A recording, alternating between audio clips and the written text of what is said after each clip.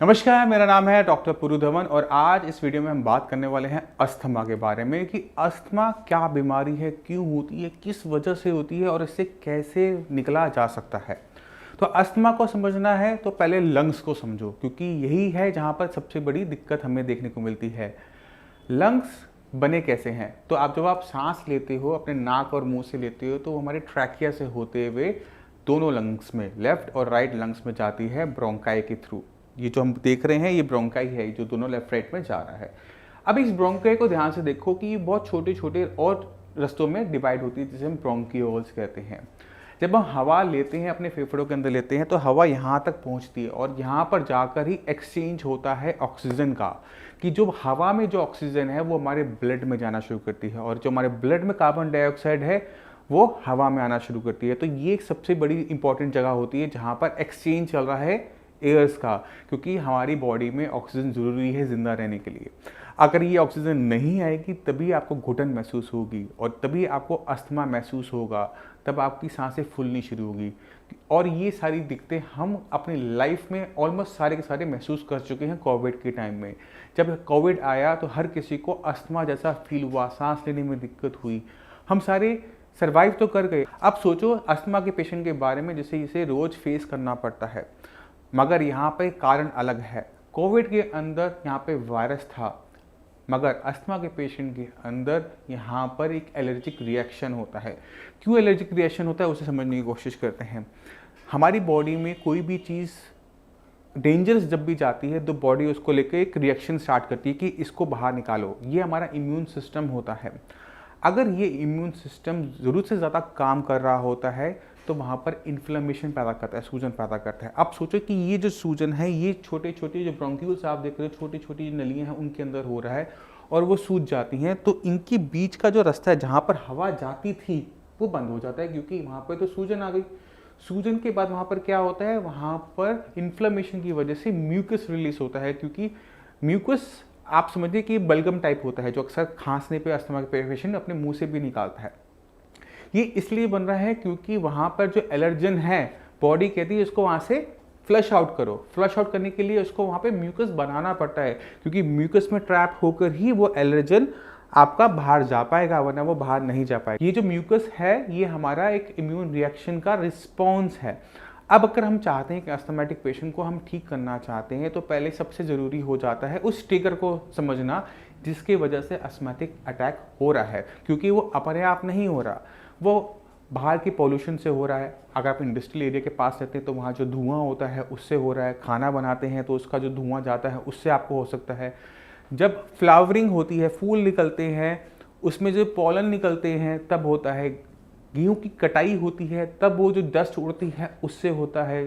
Winter के मौसम के अंदर स्मोक जब होती है तब होता है। तो कोई ना कोई एक ट्रिगर जरूर होता है जिसकी वजह से हमारे लंग्स में ये दिक्कत आनी शुरू होती है। यानी एक ट्रिगर है, एक पॉइंट है, एक चीज़ है जो आपको तंग कर रही है, जिसको हमारी बॉडी सूट नहीं करी, बॉडी को सूट नहीं कर रहा। तो सबसे पहला काम अस्थमा के ट्रीटमेंट के अंदर क्या होता है, अगर हो सके तो अपनी जगह बदलो, क्योंकि आप हवा को तो नहीं बदल पाओगे बट अपने आप को दूसरी जगह रिलोकेट करके एक साफ हवा में जाकर आप अपनी अस्थमा को काफ़ी हद तक कंट्रोल कर लेते हो। मगर ये हर किसी के लिए पॉसिबल नहीं होता। अपना घर बदलना, अपना काम बदलना हर किसी के लिए पॉसिबल नहीं होता। तो आज मैं आपको वो तरीका बताऊंगा जिससे आप अपने आप को सेव कर सकते हो अस्थमेटिक अटैक से। अब बात कर लेते हैं कि अस्थमा के अंदर किस तरह से ट्रीटमेंट किया जाता है। तो अस्थमा की ट्रीटमेंट दो बेसिक चीज़ों पर डिपेंड करता है।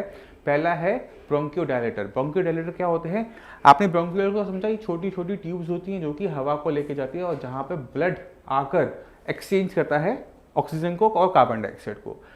इनका रास्ता बीच का बंद हो गया था, मैंने ब्रोंकोडायलेटर यानी पंप का यूज़ किया, ये थोड़ा सा फैल गया और हवा गई और एक्सचेंज, आपका जो दमा की परेशानी है, अस्थमा की परेशानी है, कुछ टाइम के लिए उसमें आराम मिल गया क्योंकि वो कुछ टाइम के लिए फैल गया।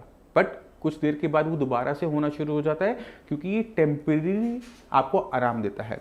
दूसरा तरीका क्या होता है, उसको हम कहते हैं स्टेरॉइड। अगर कोई अस्थमा का पेशेंट स्टेरॉइड का यूज़ करता है तो वहाँ पर ये फैलता नहीं है, बट वहाँ पे जो सूजन आ रही थी, स्वेलिंग आ रही थी, इन्फ्लेमेशन हो रही थी, एलर्जन की वजह से, पॉल्यूशन की वजह से वो नहीं हो पाती क्योंकि हमने उसको ज़बरदस्ती दबा दिया।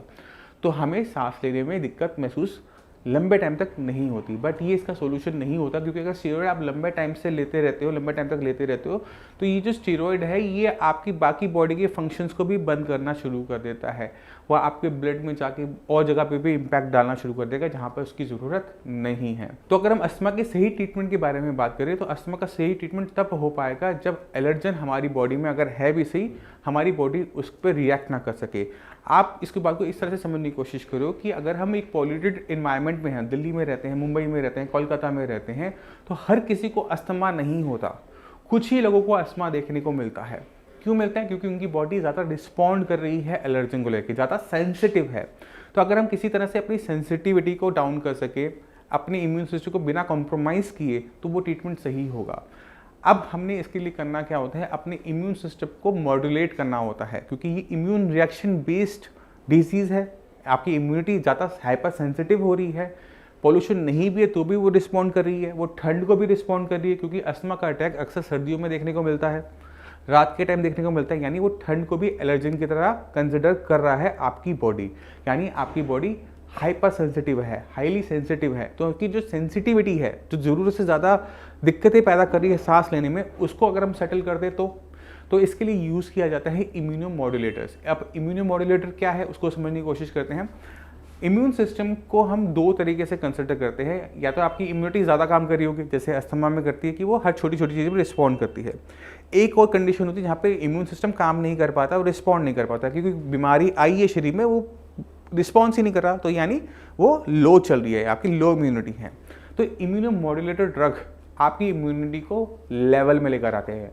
दवाई वही होती है, अगर हाई है तो लो करेगी, अगर लो है तो उसे हाई करके नॉर्मल रेंज में लेकर आएगी। तो ये जो इम्यूनोमॉड्यूलेटर ड्रग होते हैं, जिसे हम इम्यूनो रेगुलेटर भी कह सकते हैं, इनका यूज़ अस्थमैटिक पेशेंट में किया जाता है उनकी इम्यूनिटी को रेगुलेट करने में। ये एक लॉन्ग टर्म ट्रीटमेंट होता है। इसके अंदर पेशेंट जब एक बार क्योर होता है तो उसे लाइफ में दोबारा होने के चांसेस बहुत ज़्यादा कम होते हैं, क्योंकि यहाँ पर आपकी इम्यूनिटी को ही सिखा दिया गया है कि आपने इस पर रिस्पॉन्स नहीं दिखाना, आपने म्यूकस नहीं बनाना, आपने सूजन लेकर नहीं आना, क्योंकि आपकी इम्यूनिटी नॉर्मलाइज हो गई है। जैसी मेरी है, जैसे बाकी सबकी है, वैसे आपकी भी हो जाएगी। तो जो अस्थमा अटैक आपको हर कंडीशन में बनता है, हर मौसम बदलने पे होता है, वो होना बंद हो जाएगा। तो अस्थमैटिक अटैक को कंट्रोल करने के लिए हमें नेचुरल तरीकों पर जाना पड़ता है, क्योंकि इम्यूनोमॉड्यूलेटर जो ड्रग होते हैं, जो मेडिसिन होती हैं, वो सिर्फ और सिर्फ आपको आयुर्वेद में देखने को मिलती हैं। तो आयुर्वेद में हम सब जानते हैं कि अस्थमा का जो ट्रीटमेंट है वो बहुत अच्छा है, स्लो ज़रूर है बट अच्छा है। अगर आपको अस्थमैटिक अटैक हो रहा है, एकदम सांस फूल रही है, तो एकदम तेज़ी से काम नहीं करेगा, बट आपको अटैक होने की फ्रिक्वेंसी को डाउन करते हुए आपकी पंप की रिक्वायरमेंट, आपके स्टेरॉयड की रिक्वायरमेंट को वो बंद करना शुरू कर देता है, क्योंकि वह आपकी इम्यूनिटी को रेगुलेट करना शुरू करता है। तो अगर आप अस्थमा के पेशेंट हैं तो सडनली आप आयुर्वेद पे आएंगे तो ये नहीं कि हम आपके पंप या आप जो भी मेडिसिन ले रहे हैं वो सडनली बंद कर देंगे। आप ऑटोमेटिक तरीके से देखना शुरू करेंगे कि आपको उसकी रिक्वायरमेंट नहीं पड़ती, आप उसे अपने साथ रखते हैं बट आपको ज़रूरत नहीं पड़ती, क्योंकि आपको अस्थमा होता ही नहीं, अटैक ही नहीं आता।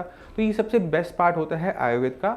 इसलिए सबसे ज़्यादा ज़रूरी होता है एक अस्थमैटिक पेशेंट के लिए अपनी बीमारी को समझना, क्योंकि जब तक आप बीमारी को नहीं समझोगे आप उसके ट्रीटमेंट को नहीं समझ पाते।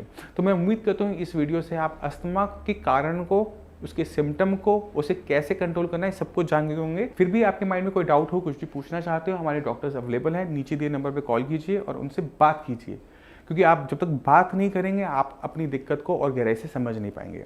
अब इसी के साथ आपसे विषय में चलने की आगे चाहूँगा। मिलते हैं अगली वीडियो में, तब तक के लिए नमस्कार।